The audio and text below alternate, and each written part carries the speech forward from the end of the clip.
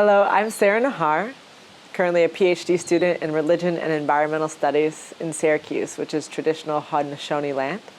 I was born here in the Great Lakes watershed, the descendant of willing and unwilling settlers. And what I mean by that is that I am ethnically mixed between those Europeans who were given privilege when they arrived to North America and those West Africans who were not and did not come here by their own volition. Yet, I'm also not indigenous to this place. So I offer these thoughts with humility and deference to the people native to this landmass. And I hope this session will assist you in being proactive in advocating for and being a part of climate solutions.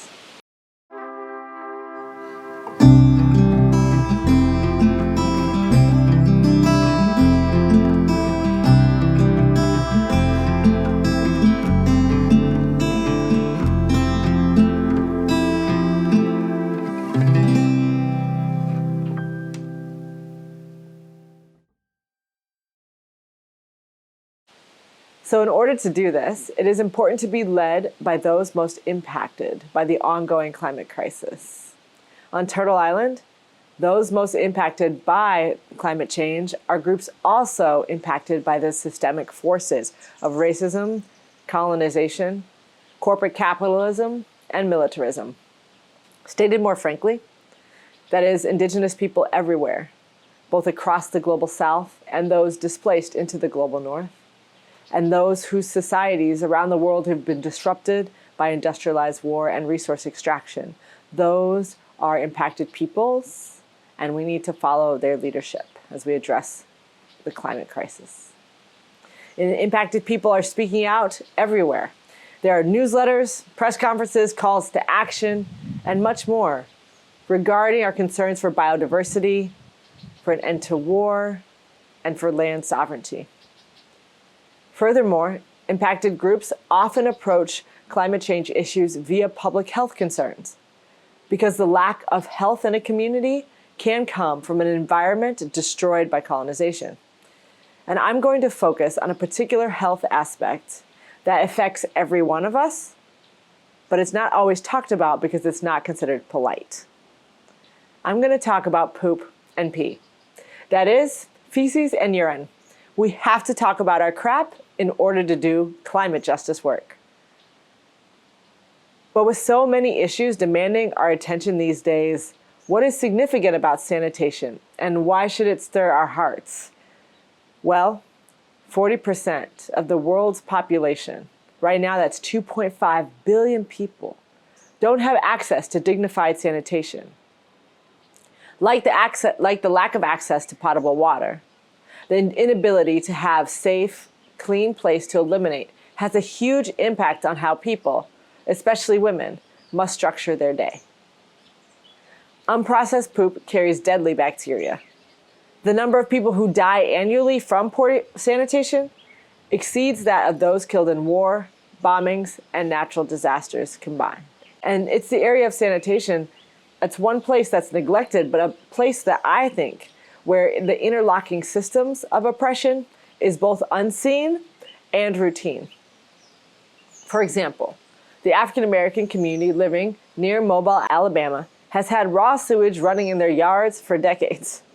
They have called over and over to the state to pay attention to the fact that normal sewage and septic systems do not work in their natural environment and soils, calling on them to install systems that do work. Systems that conserve water, and systems that can reintegrate their refuse effectively. But the responsible state associations of Alabama, formed during a time of segregation, have been extremely slow to respond, and at times denying that there are any issues at all. The community and their allies have collected medical data, as many in the community have reported hookworm. This is a tropical disease that's a major public health concern. And supposedly eradicated last century, hookworm can only resurface in people if their drinking water has been contaminated by feces. Yet, instead of an environmentally sensitive response that recognizes how racism and classism have sidelined this community, that community is fined for not having the proper equipment and for the raw sewage in their yards. So here's an example of how racial and class discrimination is playing a role in a state's lack of responsiveness, which blocks a community's desire to protect themselves from waterborne illness and to protect their natural environment from spreading toxicity. You can learn more about this particular situation in Catherine Coleman Flower's book, Waste, America's Dirty Secret. So, as you think about climate change and the catastrophes it brings, consider how it's already impacting people who are more vulnerable than you. Beyond Alabama, there have been struggles over the placement of sewage facilities in the U.S. So many of them have been placed in areas where people of color live and far away from where white people live. The U.S. system of seeing our African American, Latino, South and Southeast Asian, and indigenous communities as disposable allows policies to go through that put our disposables, both poop and chemicals, right in their backyard. This results, among other things, in greater rates of asthma and cancer, as particulates in the air lower its quality. The fact that those who are least responsible for this massive scale climate change we face will be the most impacted is what the United Nations has called the protection gap. As you process your emotions around climate change and the catastrophes coming with it, it can be a lot to think about. So I'd invite you to use the moment when you are on the toilet daily to think about it. The toilet is a place, after all, where our mundane actions contribute to the crisis. Yet there's not currently a simple way to stop our contributions. Toilets are the household appliance that consume the most water. Perhaps practicing mellow yellow, brown down. Another way of saying that is, if it's yellow, let it mellow. If it's brown, flush it down. Break the taboo about toilet practices. When you visit the homes of others, ask them about what their toilet protocol is, rather than just assuming that you should flush the fresh water down after every use. And once you get off the toilet, ask, where are my poop and pee going? If you don't know, try to find out. Get together with a few others and ask your local officials how they are handling this messy question. Are your nutrients poisoning a river, or are they being reintegrated into soil to grow orchard fruits, for example?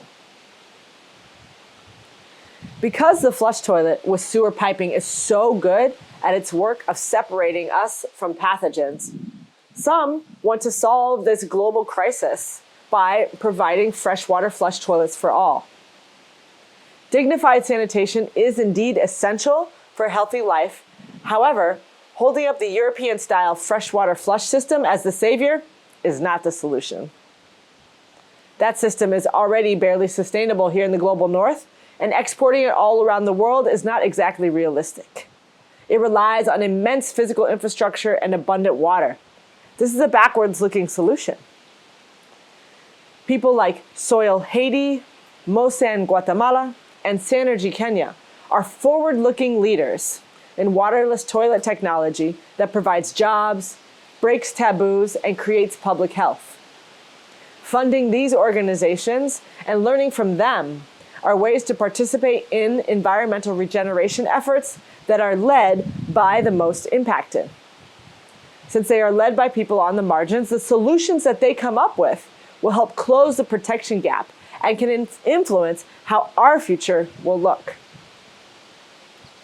Beyond toilets, integrating an anti-racist and decolonial analysis throughout any sustainability work you do will allow for climate justice solutions to emerge. And that means finding solutions that are adaptable and that work for everyone, not just those on the comfortable side of the protection gap. Christian discipleship, after all, is about dealing with our crap, metaphorically anyway, and not pushing it onto someone else. So Christians have the discipleship opportunity to be leaders in this area, dealing with our crap literally. We can support efforts to make sure everyone has dignified sanitation and systems that work in their environment, and we can adjust our own society's reliance on freshwater flushing. As we transition to systems that safely reintegrate what comes out of our bodies into the soil, we can translate the golden rule into our water systems, doing unto those downstream as we would have those upstream do to us.